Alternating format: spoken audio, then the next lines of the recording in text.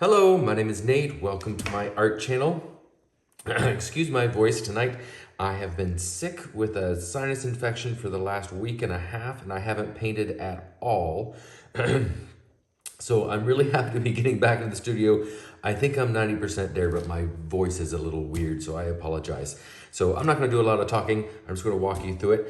I've been watching a lot of videos, and I decided I want to do one of the techniques that I'm teaching at the next Fluid Art Experience Conference, which is happening next April in Dallas, Texas. The website and information for the event is at the bottom of the page. It's 4 days this time. There's a trade show.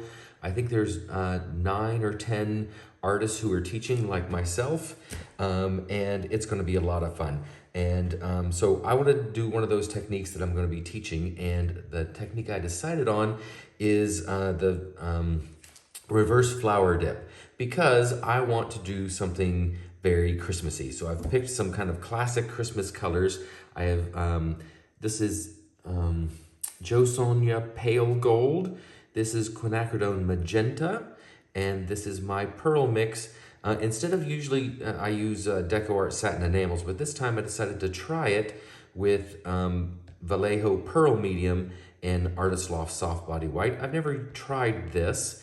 I get good results with my satin enamels, but I wanted to try the Vallejo Pearl Medium because I know it does actually create some beautiful pearls in the right consistency, and I'll show you that in just a moment.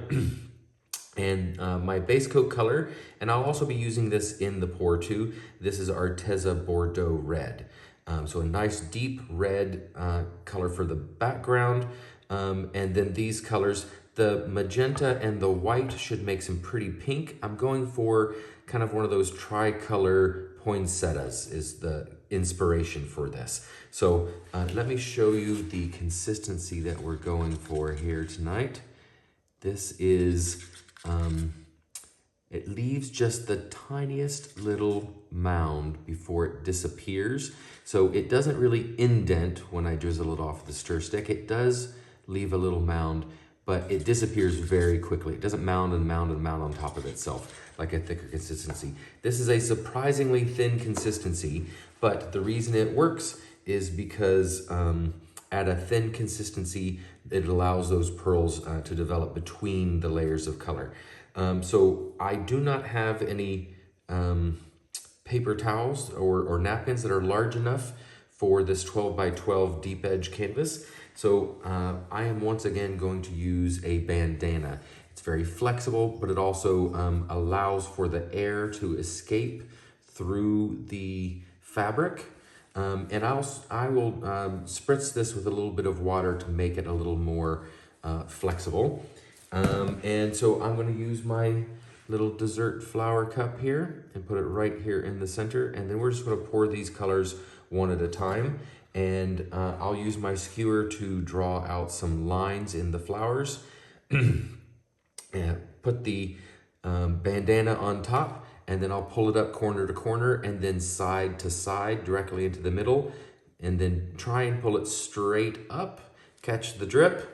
And then we let it sit for 2 or 3 minutes and allow that magic to happen. If it's going to, we're not sure that the Vallejo Pearl Medium is going to work, but we have to give it a little bit for that interaction to happen, and then we're going to spin it out. I'm going to try not to cover the entire canvas, but I'm not used to working on small canvases like this, so I will probably use too much paint. We'll see how it goes.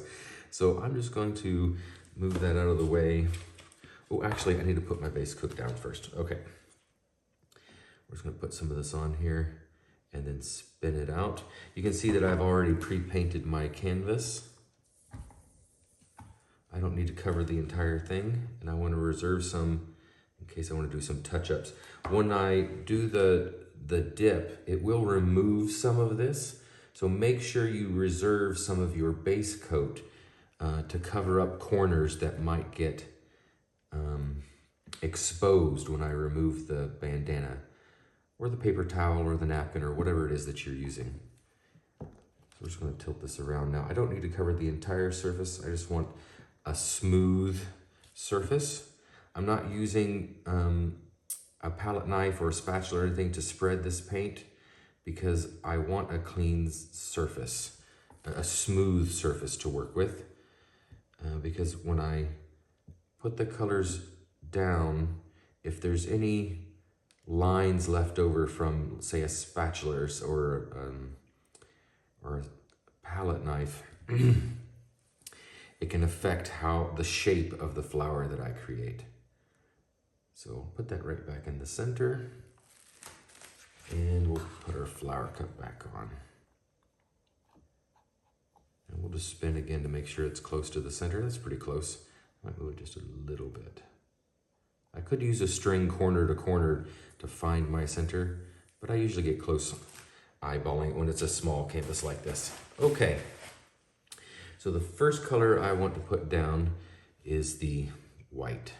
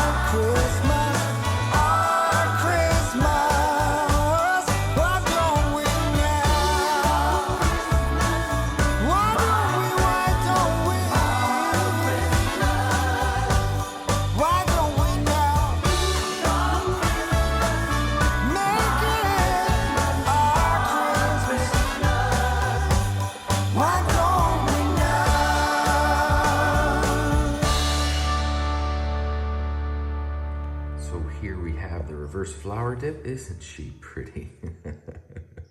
I really love it. I got more, instead of pearls, these are very kind of cloud pour type boulder cells, but it's gorgeous. I'm not surprised that the Bordeaux Red took over a little bit, and a lot of the Quinacridone Magenta has blended in with the white, giving us that pink. I think it's gorgeous, and I love this shape, this gold shape here in the center that I got.